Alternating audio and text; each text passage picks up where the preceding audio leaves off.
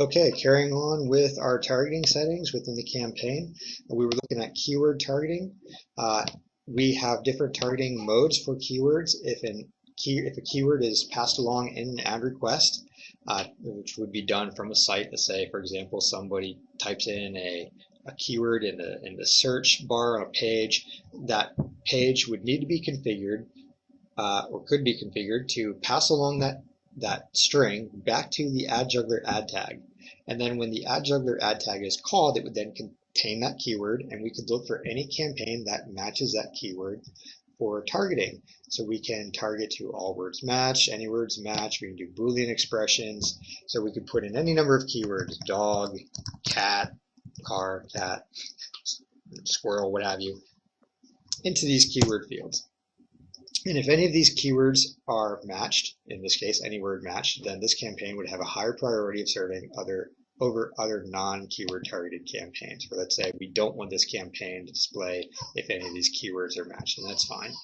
All right, so next targeting option, cookies. You can drop cookies to users who visit your site. So let's say, for example, you have a registration page on your site. User signs up, you collect some information about that user, interest, age, that sort of thing. And when they log in, you then have that information collected. You can drop a cookie to their browser that identifies them in those ways or interests, and you can then retarget those users or target those users based on the cookies that you have dropped to them.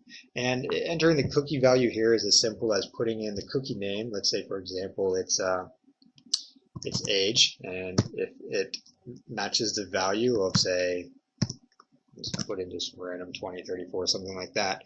If that cookie is matched, this campaign would be targeted to that user with priority over other non-targeted campaigns. All right, so next, these should go pretty quick. Line speed targeting.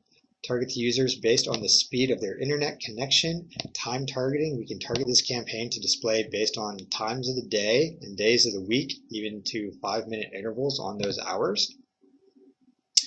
Retargeting will say deliver this campaign if another campaign has been clicked within a certain period of time. Essentially, it's cookie targeting. Exclusions will prevent competing advertisers from appearing on the same page at the same time. So looking through our list, let's say that Ford does not ever want to appear with our network. That doesn't make any sense. Let's say network X is a competitor of AdJuggler. No, that doesn't make sense either. You know what? This is a good example here. Is Coke and Pepsi, Ford and Chevy. You don't want those two. They don't want their own ads appearing next to competitors. So you can prevent other advertisers from appearing on the same page as them. Let's not get too crazy with this. All right, so OS and browser targeting. We can target users based on their browser or their operating system. And another option of domain targeting. Now this is something that's also commonly misinterpreted.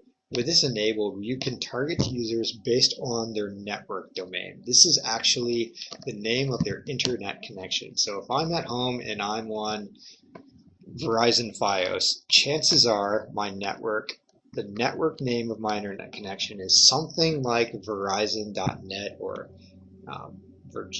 Virginia.Verizon.Fios.net or something like that. If we know the domains, we can target to users on that connection. I'm just guessing here this might be what it is. I really don't know unless I do some traces from my IP somewhere. But you could target, say, students at universities. If you know that school's connection, it's probably something.edu or a government site, something.gov perhaps. Now you can target to those users on those connections. And the last option here, language targeting.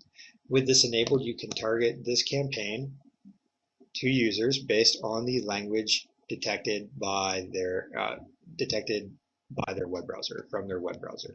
The web browser sends header information, and we'll just read what language it is that's detected, and we'll use that for our campaign targeting.